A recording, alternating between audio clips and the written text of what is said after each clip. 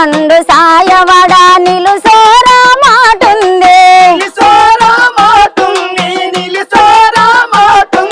నీ ముఖము చూడగానే మహారాజు నా మనసే మారింది ఈరోజు ముఖము చూడగానే మహారాజు నా మనసే మారింది ఈరోజు ఆకు పచ్చవని గడ్డ గాజు వన్న గంటసాల